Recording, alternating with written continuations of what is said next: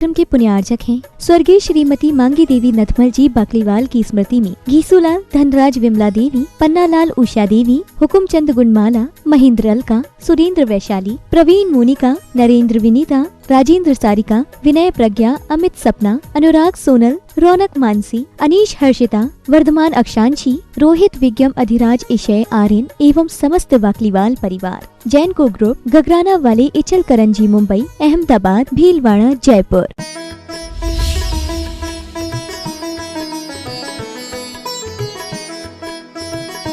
पांच व्रतों की चर्चा में तीसरा व्रत अचौरी व्रत का है। किसका है? अचौरी व्रत का। पहला अहिंसा, दूसरा सत्य और तीसरा अचौर्य। अचौरी का अर्थ क्या होता है? चोरी नहीं करना अचौर्य है। चोरी संबंधी कार्य को चौर्य कहते हैं, और जिसमें चौर्य कार्य नहीं हो वो अचौर्य व्रत माना जाता है। चोरी करने का त्याग अचौर्य।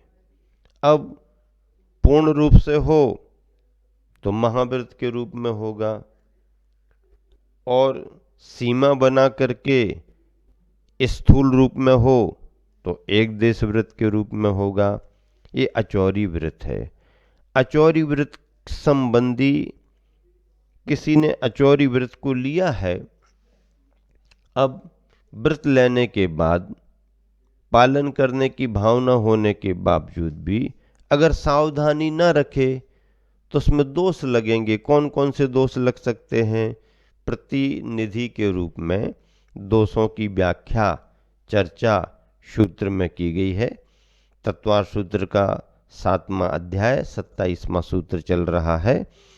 सूत्र है, स्तेन प्रयोग तदा हृतादान वृद्ध राज्यातिक्रम हीनाधिक मानोन्मान प्रतिरूपक व्यवहाराः। स्तेन प्रयोग तदा हृतादान वृद्ध राज्यातिक्रम हीनाधिक मानोन्मान और प्रतिरूपक व्यवहार। क्या?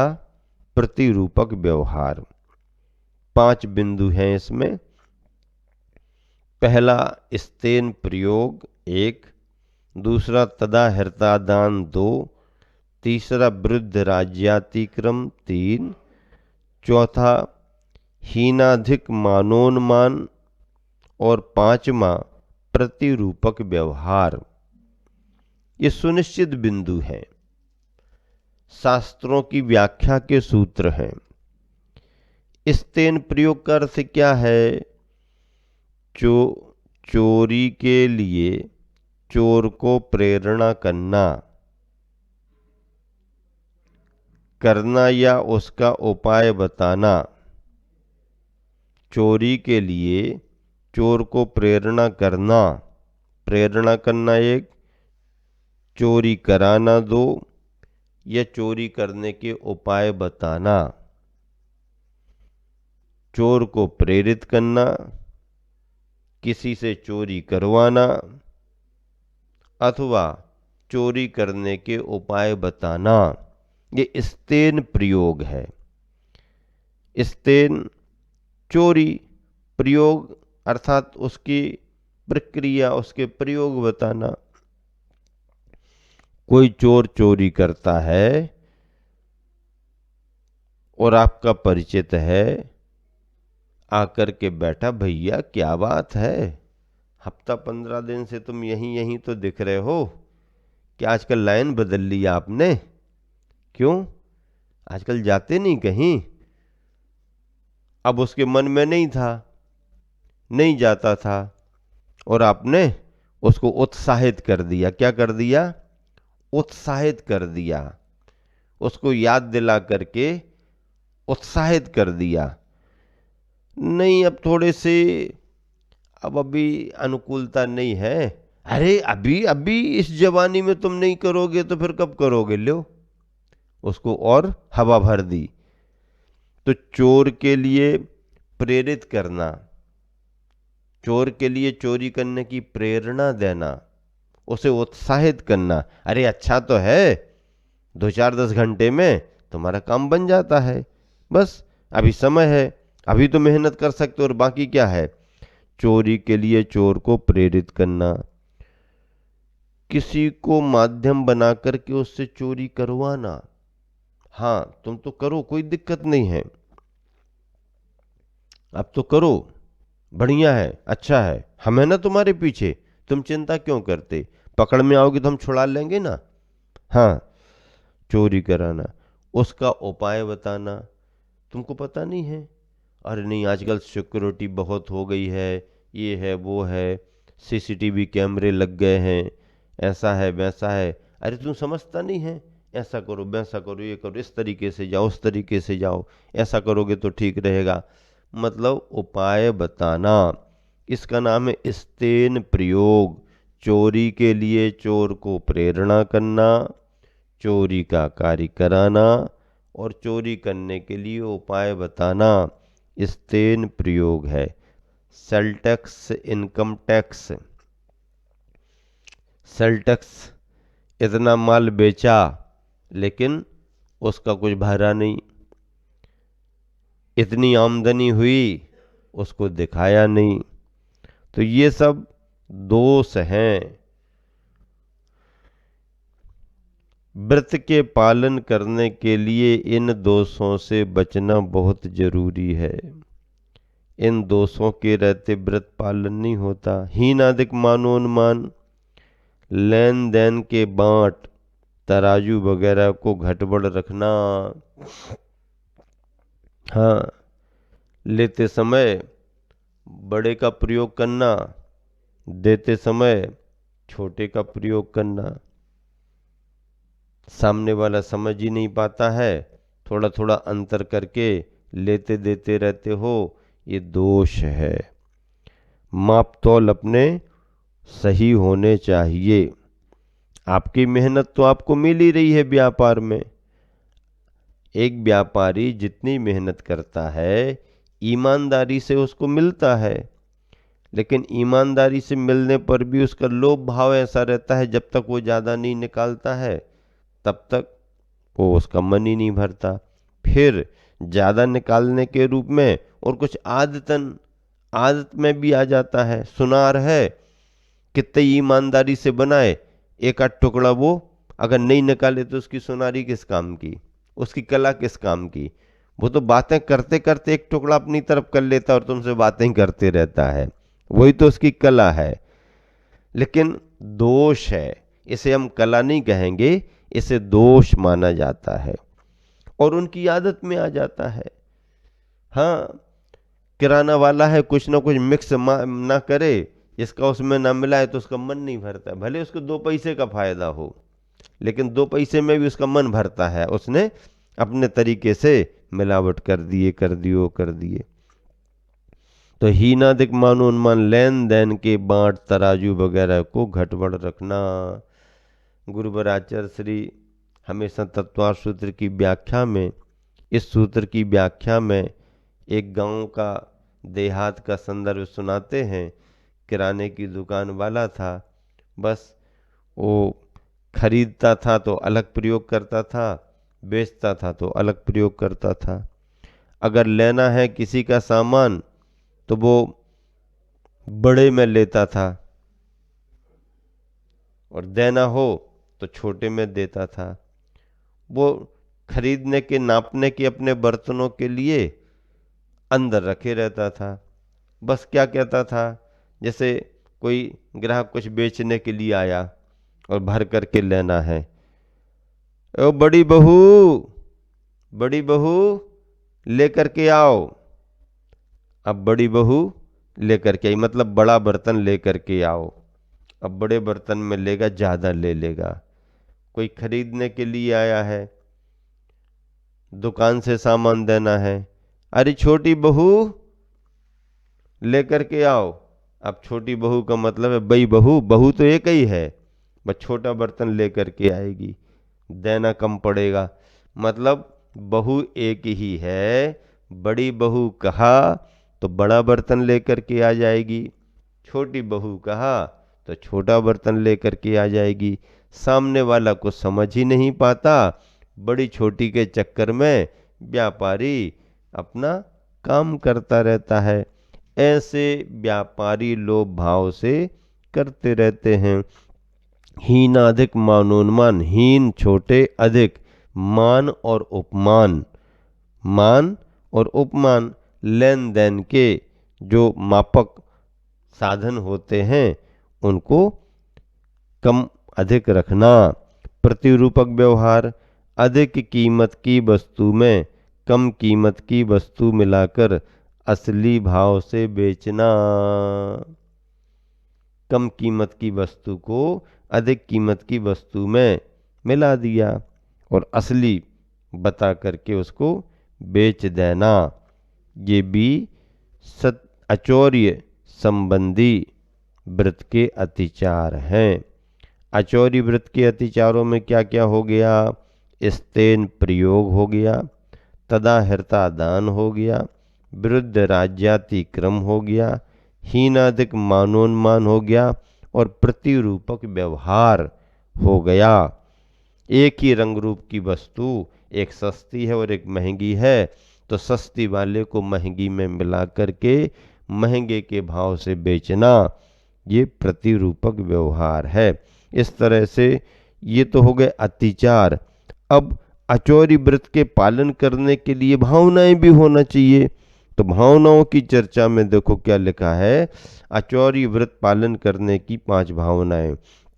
शून्यागार, विमोचितावास, परोपरोधाकरण, भैक्ष शुद्धि, सधर्मा, विषमबाधा 5।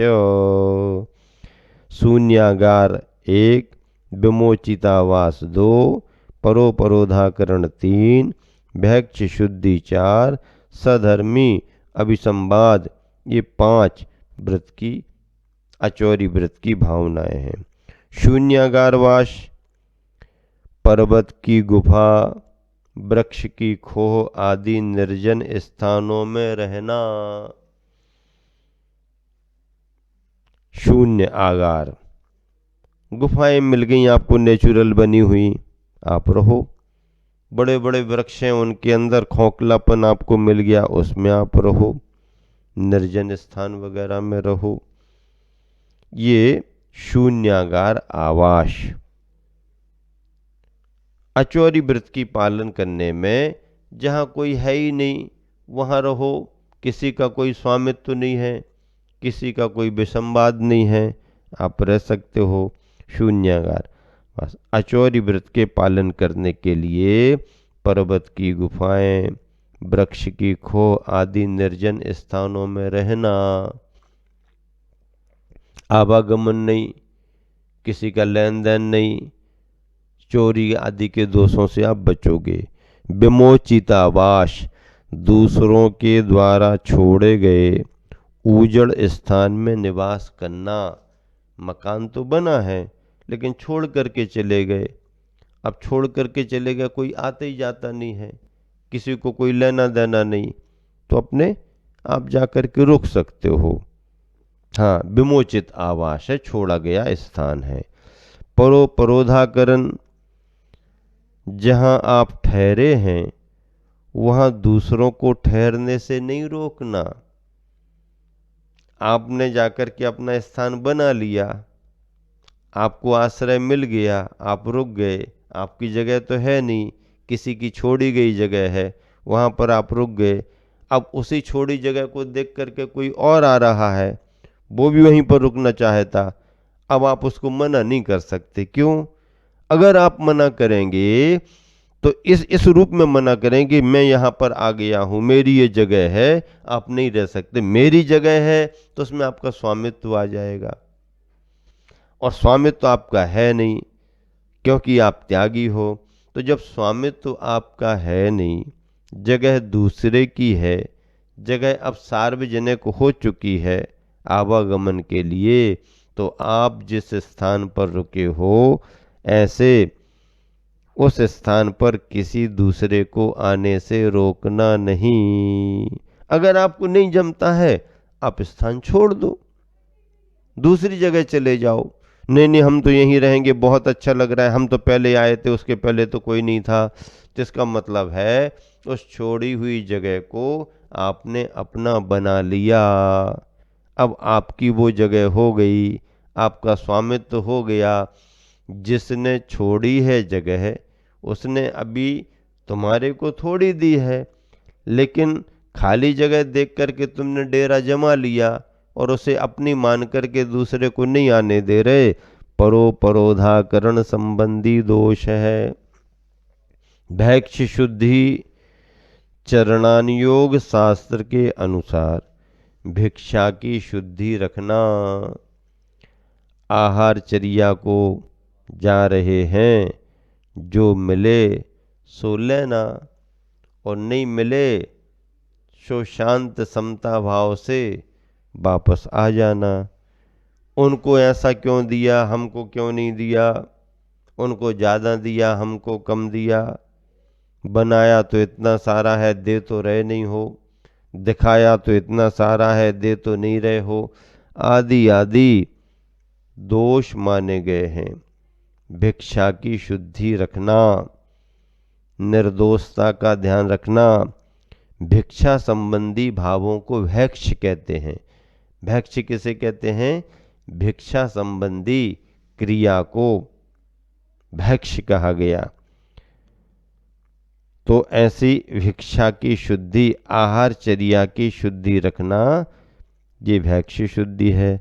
सधर्म अभिसंवाद, सधर्मी भाइयों से यह हमारा है, यह आपका है इत्यादि रूप से, इत्यादि प्रकार से कलह नहीं करना।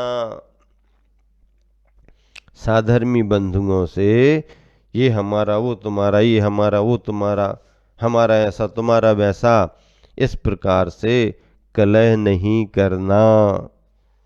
कलह करोगे आपका दोष खंडित होगा, आपका व्रत खंडित होगा, दोष लगेगा आपको। इसलिए साधर्मी बंधुओं से हमारा तुम्हारा का विवाद नहीं करना।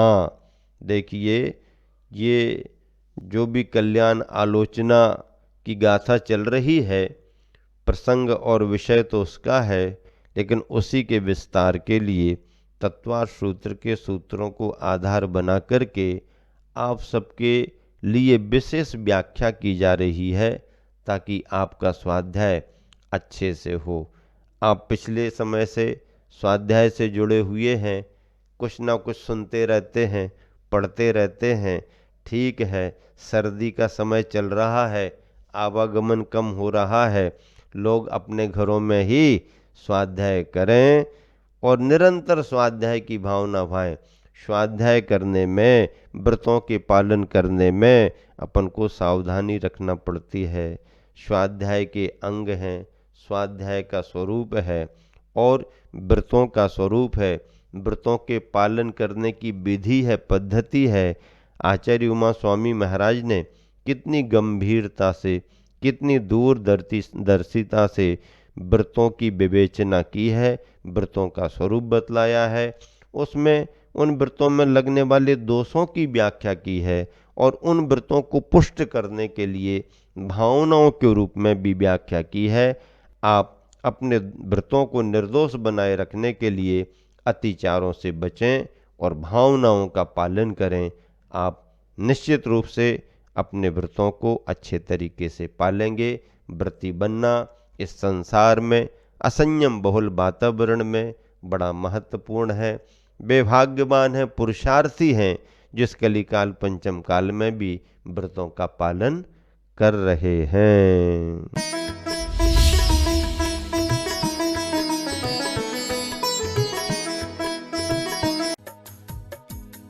इस कार्यक्रम के पुण्यार्चक थे स्वर्गीय श्रीमती मांगी देवी नथमल जी बाकलीवाल की स्मृति में घीसूलाल, धनराज विमला देवी, पन्नालाल उषा देवी, हुकुमचंद गुणमाला, महेंद्र अलका, सुरेंद्र वैशाली, प्रवीण मोनिका, नरेंद्र विनीता, राजेंद्र सारिका, विनय प्रज्ञा, अमित सपना, अनुराग सोनल, रौनक मानसी, अनीश हर्षिता, वर्धमान अक्षांशी, रोहित विज्ञम, अधिराज इशय, आर्यन एवं समस्त बाकलीवाल परिवार, जैन को ग्रुप, गगराना वाले, इचल करंजी, मुंबई, अहमदाबाद, भीलवाड़ा, जयपुर।